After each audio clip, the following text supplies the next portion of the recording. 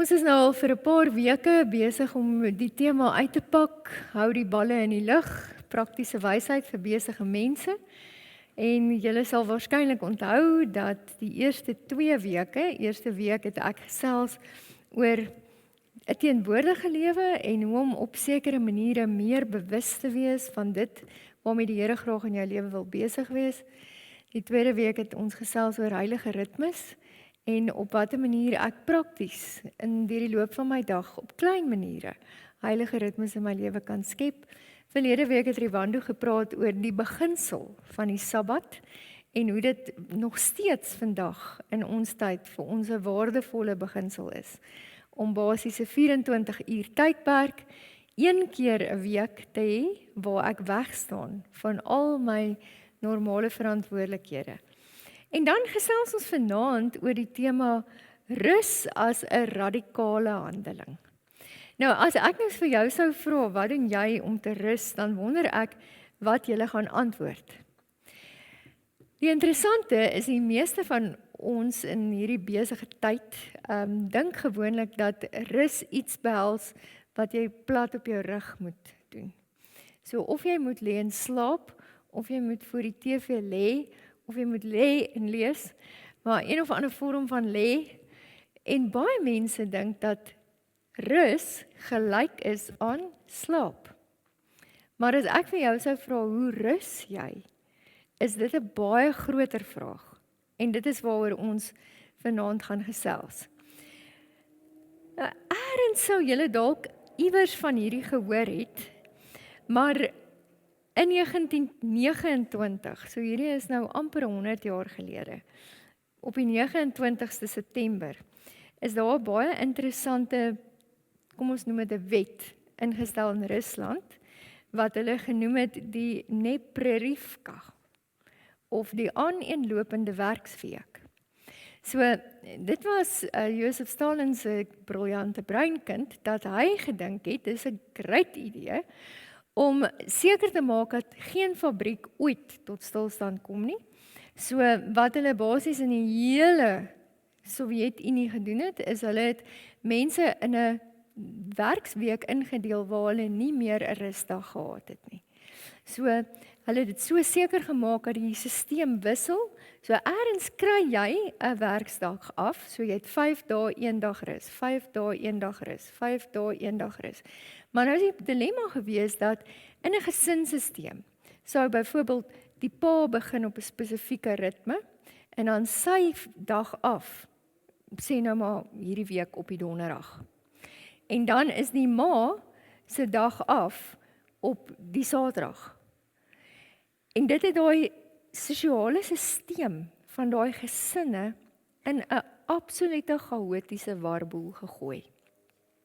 Skielik was daar nie meer tyd wat hulle as gesinne saam tyd kon spandeer oor naweke nie. Skielik kon mense nie meer as gesinne saam kerk toe gaan, saam hulle godsdienstige feeste bywoon nie. En dit het net 'n geweldige groot destruktiewe effek op die siege van die mense gehad. Die interessante ding is dat hierdie eksperiment basies vir 11 jaar aangehou het en toe om die presiese dag en datum, want dit was nogal vir die Russe 'n belangrike ding, op 26 Junie 1940 is dit afgeskaf.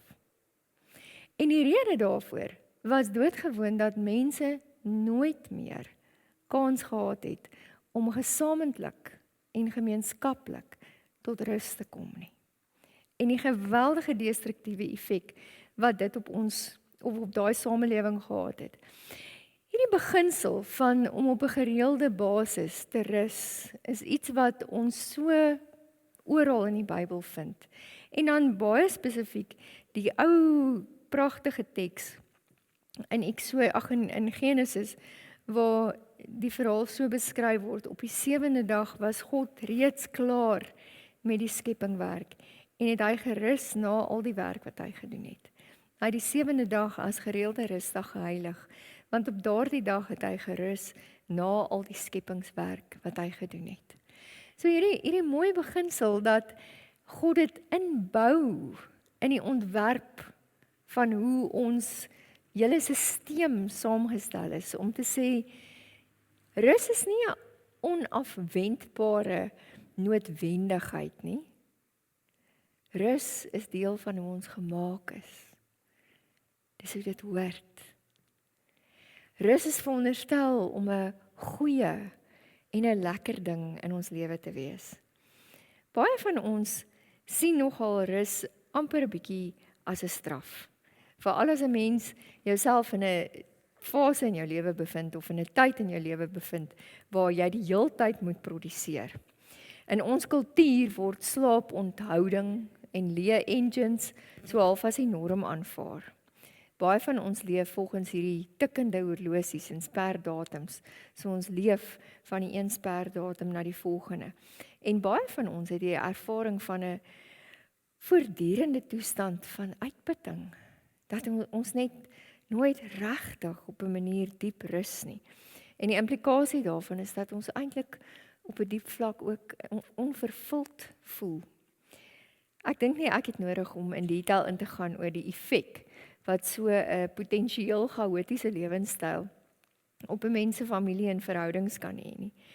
So die feit is, as ek altyd besig is om die kers aan alle kante te brand, dan kan ek nie perspektief kry op my lewe nie.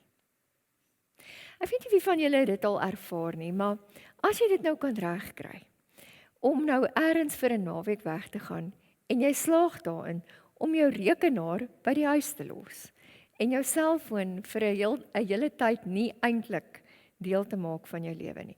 Het jy nie eers nodig om verskriklik ver weg te wees, of noodwendig verskriklik lank weg te wees, om iets van hierdie perspektief terug te kry nie. As jy terugkom, kyk jy met ander oë na die probleme. Jy kyk met nuwe perspektief na dit wat in jou lewe gebeur. Daar's net 'n totale ander invalshoek tot hoe jy na die lewe kyk. Die dilemma is natuurlik, wanneer 'n mens nie rustyd in jou lewe het nie, dan word selfs daai goed in jou lewe wat eintlik vir jou lekker is en wat jy eintlik geniet, net nog 'n taak op jou lys. Die mense in ons lewens kan nie die aandag kry wat hulle eintlik moet kry nie. En ek beskik nie meer oor die vermoë om God se stem te hoor nie. Ek sukkel om te onderskei waarmee die Here in my lewe wil besig wees as ek nooit kans kry om diep te rus en perspektief te kry nie. Ek dink een van die moeilikste goed vir ons mense is om die beperktheid van ons menslike aard te aanvaar. En juis omdat ons beperkte wesens is, het ons nodig om te rus. In Markus is daar 'n hele paar geleenthede tydens in die boek Markus, en julle kan gerus dit 'n bietjie gaan lees. En die ander evangelies ook, maar in Markus word dit so amper as 'n goue draad so deurgeweef, waar Jesus verskeie kere homself afsonder en eenkant alleen tyd maak om te rus. Een van die baie mooi tekste in Markus wat presies hieroor praat, is hierdie een in Markus 6 wat sê, daar was baie mense wat gedurig gekom en gegaan het, sodat Jesus en sy disippels selfs nie kans gehad het om iets te eet nie. Hy sê toe vir hulle, kom julle alleen saam na 'n stil plek toe en rus 'n bietjie. Sodat hy selfs vir sy disippels sê, genoeg nou. Kom, nou vat ons 'n bietjie tyd af. Ons gaan onsself nou afsonder en ons gaan spandeer 'n bietjie tyd om te rus. Ek vermoed een van die redes waarom baie van ons sukkel om tye in ons week, in ons dag, in ons jaar in te stel waar ons regtig net kan rus, is omdat ons nie noodwendig altyd weet hoe om nee te sê nie. Ons het nie noodwendig altyd goeie grense nie. En daarmee saam dink ons ook dat die wêreld in duie gaan stort as ek nou wegtreë. Nou ek dink is miskien een van die ontnigterende goed. As jy nou die dag wegtreë, dan stort dit toe nou nie in duie nie. Daar is dalk 'n paar balle wat op die grond val, maar dit stort nie in duie nie. Soos ek gesê het, kan ons nie dit bekostig om na rus te kyk as hierdie onvermydelike ding, wat ek nou maar net doeteenvoudig moet doen, omdat ek nie meer verder kan nie. Ek praat nou die dag met iemand te sê, sy idee van rus is dat hy in die aand, as hy éventueel klaar gewerk is, soos 'n dooie os op die bed neerslaan. Ek dink nie daai is rus nie, dis uitpaas. En daar's 'n baie groot verskil tussen rus en uitpaas. Rus is 'n intentionele, geestelike handeling. Dis iets wat ek as prins kies om te doen, omdat dit vir my op alle vlakke van my menswees goed is. Nou die dilemma natuurlik is, as ek nou vir julle sou vra, hoe lyk rus vir jou? Dan is die tipe goed wat baie van ons sal noem as rus, is eintlik maar net alternatiewe forme van werk. Dis eintlik maar net nog forme van produseer. So ek het so 'n ruk terug, het ek so oefening gedoen met mense in 'n groep en hulle gevra, wat is die tipe aktiwiteite wat hulle sou doen om te rus? En hoor wat het daar uitgekom. Hulle sê, ek doen DIY take. Ek werk in die tuin. Ek pak kaste reg. Ek orden my huis. Ek doen inkopies. Dis nie rus nie. Nou mag 'n mens sê, man, weet jy hoe lekker is dit vir my om my kas reg te pak? Want daar is van ons wat so voel daaroor. Dis lekker om 'n de mekaar plek te vat en om van 'n kant af netjies te maak. Ja, maar dis nie rus nie. So die probleem is dat baie van ons idee van rus is eintlik maar net alternatiewe forme van werk. Peter Kreeft, wat nogal oor hierdie tema skryf, sê, if you can't take time to do nothing, you're a slave of doing. Doing nothing is a radical, revolutionary act. It frees us from the universal slavery of our age. Slavery to the clock. The clock measures doing, but not being. Ek weet nie wie van julle dit al ervaar nie, maar elke jaar is daar gewoonlik so tussen Desember of 25 Desember en 1 Januarie, is daar so 'n paar dae wat 'n mens totaal koers verloor. Jy weet nie wat 'n dag dit is nie. Jy weet nie hoe laat dit is nie en jy gee nie eintlik verskriklik baie om nie. Nou die ding is, 'n mens het meer gereeld sulke tyd nodig. Jy het so elke nou en dan het jy so 'n naweek nodig. Jy het elke nou en dan so 'n hele dag nodig. Wat jy nie 'n idee het hoe laat dit is en dat dit eintlik nie eers verskriklik baie saak maak nie.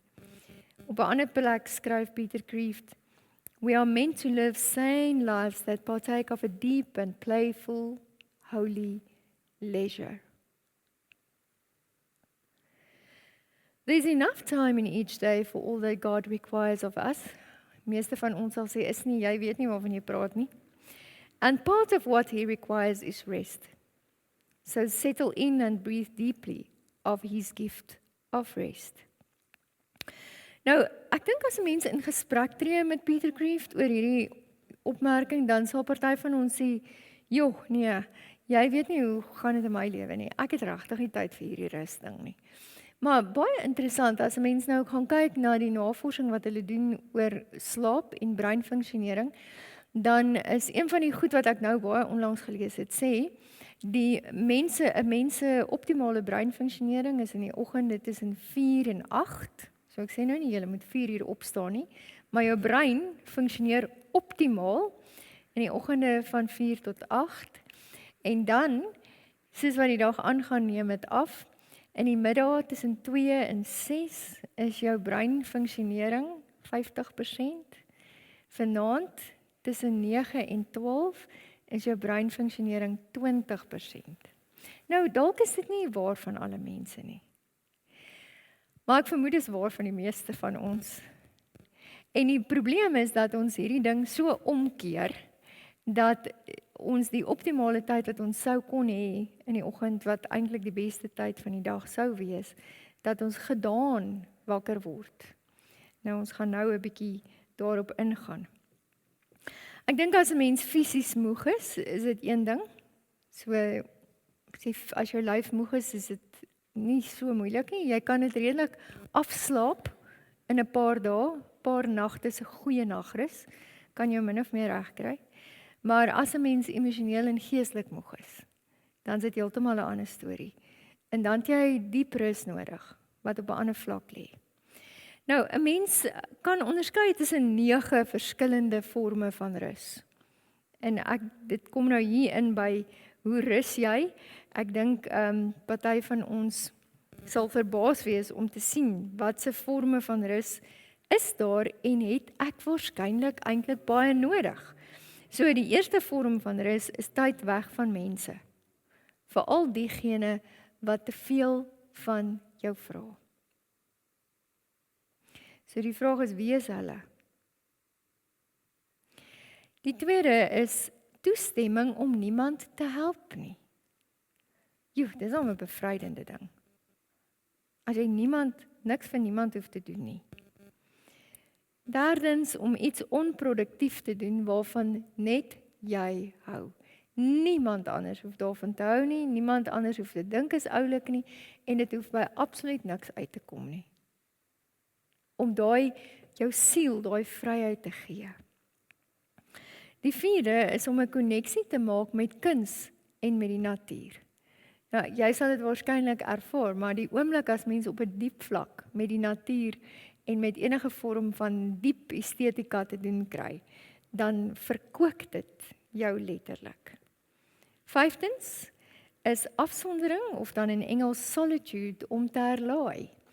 Nou hier is eintlik 'n lang gesprek, wat ons nou nie vanaand by gaan uitkom nie, maar daar's baie mense wat meer ekstroverte persoonlikhede het, wat sê, nee, ek hou nie van alleen wees nie, ek kan nie alleen wees nie.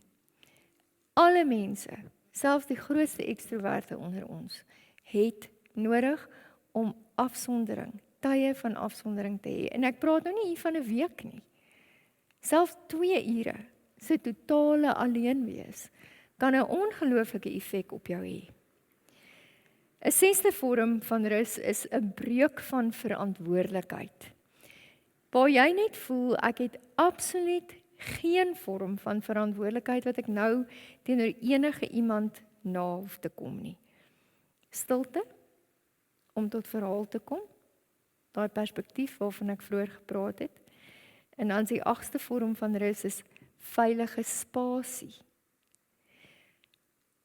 Dis onmoontlik om te rus as jy nie veilig voel nie.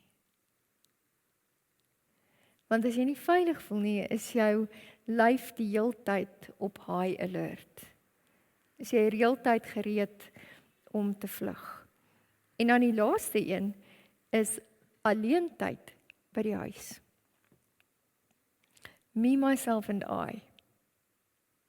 Nou, ek het so ruk terug met 'n ma gepraat, met nogal 'n redelike vol en besige huishouding, en sy sê, 1 keer 'n maand, sy sê sy self bereid om hulle te betaal, sit sy die pa en die kinders in die kar, en sy sê vir hulle, asseblief, gaan. En sy vat vir haarself 'n hele middag en 'n aand, wat sy doen net wat sy wil. Dit kan 'n mens se redding wees. So die vraag is, as jy nou kyk na hierdie 9 goed, gebeur daar iets van dit vir jou? Gun jy jouself dit?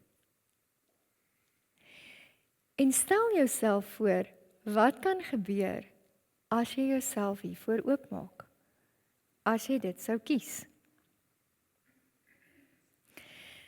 Nou, volgende baie interessante ding is natuurlik hierdie balans, hierdie gesonde werk-rus-ritme, en in 'n groot mate is dit 'n groot gedeelte van dit waar ons hierdie paar weke met mekaar gesels.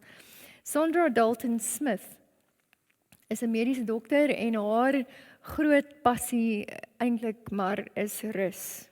Dit is wat sy doen vir 'n lewe. Sy leer mense hoe om te rus en hoe om 'n gesonde slaapgewoontes aan te leer. En dan sê sy hierdie aangrypende ding. Sy sê, if you're waking up after sleeping and are still exhausted, the issue probably isn't sleep. It's likely a rest deficit.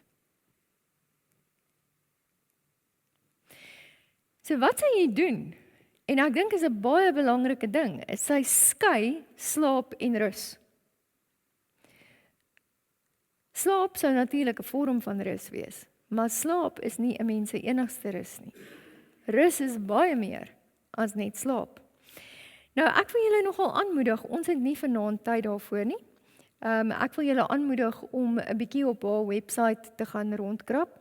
Sy het vreeslike oulike links waar jy so 'n toets doen, wat vir jou sê, wat se tipe rus het jy nodig.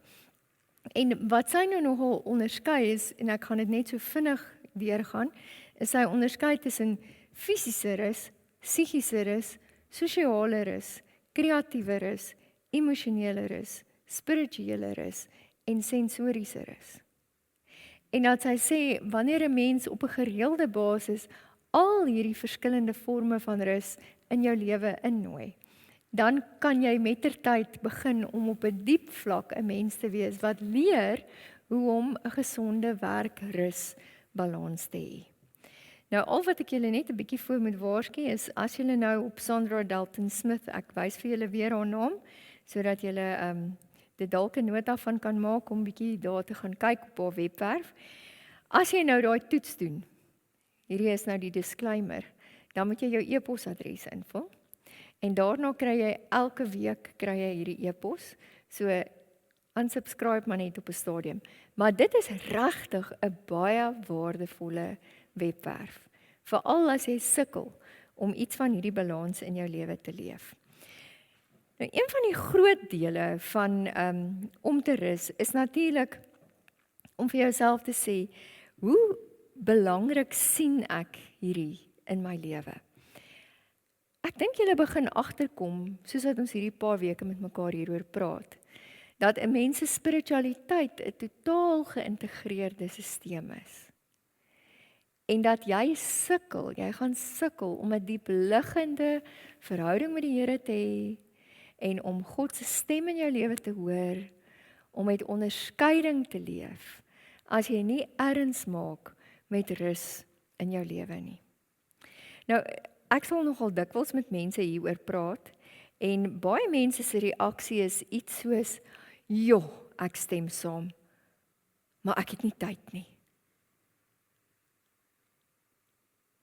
Die ironie van daardie reaksie.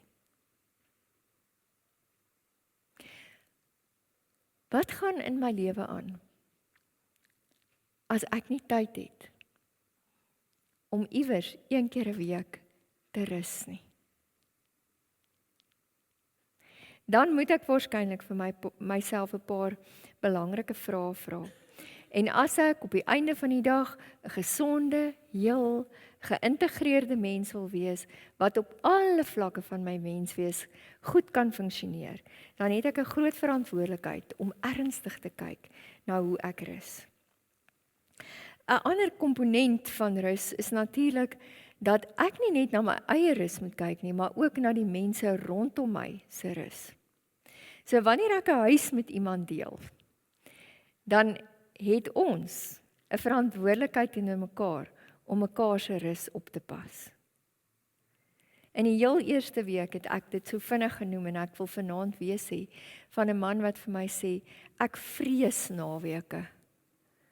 Want as ek Vrydagmiddag by die huis instap, dan kry ek so papier wat sê Dion se lysie. En dan staan al hierdie goeters wat ek moet doen. Ons doen dit aan mekaar, dat ons nie noodwendig vir mekaar die ruimte gun om te rus nie. En daarom is een van die moeilikste dinge wat 'n mens kan doen wanneer jy 'n huis met mense deel, is om vir daardie persoon te vra, wat het jy nodig om te rus? En hoe kan ons saam verantwoordelikheid aanvaar vir mekaar se rus en mekaar nie uitbuit nie? Want dit gebeur ook soms in huislike sisteme dat sekere persone al die rus vir hulle self vat en iemand anders dan voel, maar nou het ek nie die ruimte om te rus nie. So op watter manier kan ons rus en ons werkslading op so 'n manier deel dat almal in hierdie stelsel eweveel en genoeg rus. As deel van hierdie proses van om te leer, om op 'n diep manier te rus en op 'n heilige manier deur my lewe te gaan met 'n werkrusritme, moet ons kyk na die verhouding wat ons het met spanning en slaap. Ek vermoed, soos wat ons hier sit, is hier verskriklik baie van ons wat sukkel met slaap. En daar's baie redes daarvoor. In 'n sekere lewensfase begin 'n mens regtig baie meer sukkel met slaap. Maar daar mag ook dieper liggende redes wees waarom 'n mens sukkel om te slaap. En die lys wat 'n mens sou kon maak oor hoekom jy sukkel om te slaap, is ellelank. Maar ek wil jou nooi om regtig erns te maak met jou slaap. Die nuutste navorsing oor slaap sê dat dit inderdaad toe nou so is dat die gemiddelde mens tussen 7 en 9 ure slaap nodig het. Nou dit klink, as 'n mens dit so stel, klink dit logies, maar vir baie van ons sal ons sê, "Sjoe, dis baie." Die vraag is, wat gebeur binne in my lyf wanneer ek nie genoeg slaap nie? En een van die eerste goed wat gebeur is dat ons begin ly aan adrenale uitputting. En wanneer ek uiteindelik aan adrenale uitputting ly, dan beteken dit dat daar heeltemal te veel kortisol in my liggaam is. Kortisol, weet ons, is die streshormoon en dit oorspoel basies al die selle in jou lyf.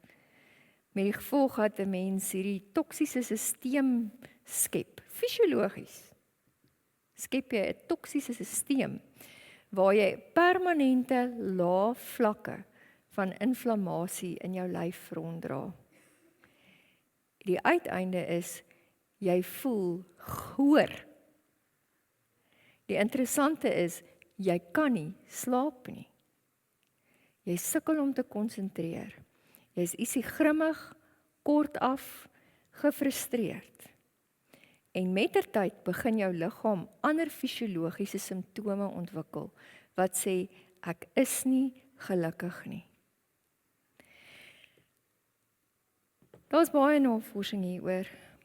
En ek is bevrees, mens kan dit glad nie lees nie, maar ek dink dis eintlik maar net ons sou in elk geval nie deur die detail daarvan gaan vanaand nie, maar wat hierdie diagram probeer aantoon, is die fisiologiese effek van te min slaap op 'n mens se lyf. Gaan Google dit gerus, jy sal dit baie vinnig op kry.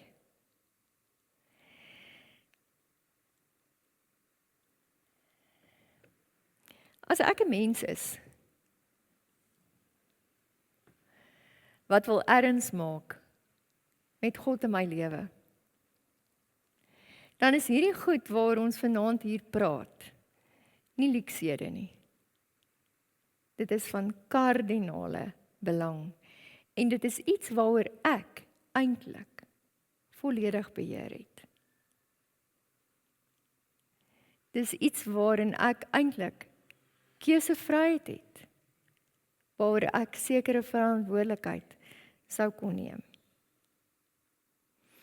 Die gevolg hiervan is dat ons ook begin agterkom dat dit nie nodig is dat ons 'n deel van die ratreis is nie. Hierdie pragtige woorde wat sê, life is too precious to miss, and the faster we go, the more likely we are to miss what really matters. Afraid of being late, we rush from the past to the future. The present moment becomes a crack between what we did and what we have yet to do. It is virtually lost to us. We don't get to our futures any faster if we hurry, and we certainly don't become better people in haste. More likely than not, the faster we go, the less we become. Hierdie uitnodiging dat ons dalk ook seker goed in ons lewe 'n bietjie stadiger sou kon doen. En daarom is die vraag, waar begin 'n mens? Ek dink een van die eerste goed wat 'n mens dalk sou kon doen, is om bietjie stadiger te eet. 'n Paar jaar terug kom ek by die dokter en ek sê, "Jog, hier's iets fout. Ek kan nie lekker, die kos wil nie so lekker afgaan nie. Ek weet nie wat fout is nie." En sy ondersoek my en sy sê, "Nee man, dink jy daar's vreeslik fout nie. Dit lyk nie asof daar nou iets ernstig fout is nie, maar kan ek vir jou hierdie vraag vra? Kou jy jou kos?" Nou, ek het gedink sy's laf om nou so 'n simpel vraag te vra. Maar toe ek mooi daaroor gaan dink, toe besef ek, dalk nie. Partykeer is ons so haastig besig om te doen wat ons doen, dat ons selfs nie eers ons kos kou nie. Dat ek met my selfoon in my hand voor my rekenaar probeer uitvind hoe was my mense se dag. En dan sukkel ek om te verstaan hoekom hulle nie meer vir my wil vertel wat eintlik vandag met hulle gebeur het nie. In die wêreld daar buite is daar 'n pragtige beweging wat ek dink ons as gelowiges definitief 'n bietjie by kan leer, wat bekend staan as the slow movement. In praise of slow. Wat sou in jou lewe gebeur as jy so elke nou en dan intentioneel 'n dag kies waar jy alles stadig laat gebeur? Waar niks vinnig gebeur nie. En waar jy 'n baie stadiger tempo handhaaf as wat jy normaalweg deur die loop van die week sou. Ons het vanaand begin deurdat ek hierdie ongelooflike mooi woorde van Psalm 23 gelees het. Die Here is my herder. Ek kom niks kort nie. Hy laat my rus in groen weivelde. Hy bring my by waters waar daar vrede is. Hy gee my nuwe krag. Dis 'n pragtige belofte. Maar as hierdie skaap gaan skop en skree, terwyl die herder hom lei na die groen weivelde, terwyl die herder hom vat na die waters van rus en sê, ek wil nie hier wees nie. Ek wil teruggaan, ek wil gaan werk. Gaan die herder sukkel om die rus, die vrede en die nuwe krag vir die skaap te gee. Ek en jy het 'n baie groot verantwoordelikheid. Mag die Here ons help om te sien dat ons ook slim keuses kan maak om uiteindelik gesonder, heeler lewens te leef. Amen. Dankie Here dat wanneer U vir ons sê, U wil graag die herder wees wat ons laat rus in groen weivelde. U wil ons graag bring by waters waar daar vrede is. U wil graag vir ons nuwe krag gee. Help ons ook om in die tyd waarin ons leef, waar ons elke dag baie balle in die lug het, die tyd te skep, die ruimte te maak, sodat ons op verskeie maniere weer van vooraf kan leer om te rus. Amen.